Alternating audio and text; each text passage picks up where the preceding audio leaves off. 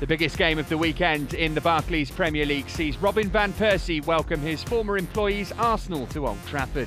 United moved to within a point of leaders Chelsea after last weekend's controversial win at Stamford Bridge.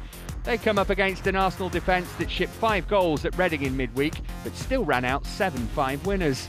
The Gunners could welcome back key players. Szczesny, Gibbs, Diaby and Oxlade-Chamberlain are all close to full fitness, whilst long-term absentee Jack Wilshere is pushing for a second start of the season. Similarly, United are hoping the return of Chris Smalling and Phil Jones could shore up their uncharacteristically leaky defence. Kagawa and Vidic are still out. Champions Manchester City look to continue their unbeaten run as they travel to the Boleyn Ground in Saturday's late kick-off. Recent knee surgery to Micah Richards means he's facing a long spell on the sidelines, but the Blues can again call on David Silva, Pablo Zabaleta and James Milner.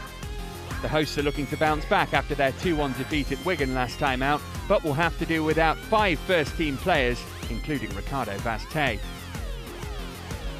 Aston Villa look to build on last weekend's late comeback against Norwich and midweek victory away at Swindon as they travel to the northeast to face Sunderland.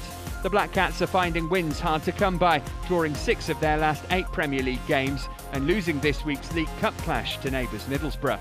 With the out-of-favour Darren Bent looking unlikely to start against his former club, Sunderland will have to contain Belgian striker Christian Benteke, who scored 3 goals in his last 2 games. Tottenham Hotspur are back to winning ways in the Premier League after Sunday's 2-1 victory away to struggling Southampton, where Gareth Bale returned to haunt his former club. Andre Villas-Boas is hoping Moussa Dembele will return to the team and help restrict the slick passing of Wigan. Although they play with 3 at the back, they play expensive football, they like to keep the ball. Not an easy team to play because of the dynamics of how they keep the ball and play it. Certainly, you know, we play at home and we are on a good run. That doesn't mean that it's going to be an easy game. Wigan were knocked out of the League Cup by League Two Bradford in the week, but did earn their first home win of the season in the Premier League against West Ham last weekend. Norwich will look to continue their recent good form as they welcome Stoke to Carrow Road. Chris Hughton's men are on the up with 4 points from 2 games after a superb victory against Arsenal in their last home league match, a point against Villa in midweek and a midweek cup win against Spurs. Stoke drew 0-0 at home to Sunderland in their last match, their 6th draw in 9 Premier League games this season. They haven't won in 3. Michael Laudrup will have taken plenty of positives from Swansea's loss at Manchester City last weekend, where they were the better side for large portions. The Swans will have to be on top form to stop league leaders Chelsea. They'll be without goalkeeper Michel Vorm after his injury at the Etihad. Chelsea will be looking to get back on track after suffering their first league defeat this season at the hands of Manchester United. They will again be without captain John Terry, who serves the final game of his 4-match ban.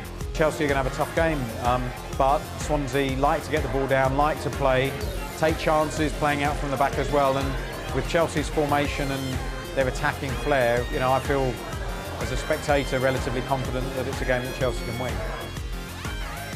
Both Fulham and Everton drew last weekend in similarly dramatic fashion. Fulham conceded a late goal which turned 3 points into 1 away at Reading, whilst the Toffees fought back from 2 goals down in the Merseyside derby. Martin Jol was pleased with the performances of his strikers, with both Ruiz and Berbatov getting on the score sheet, whilst David Moyes will take pride in the determination and fighting spirit of his impressive Everton side.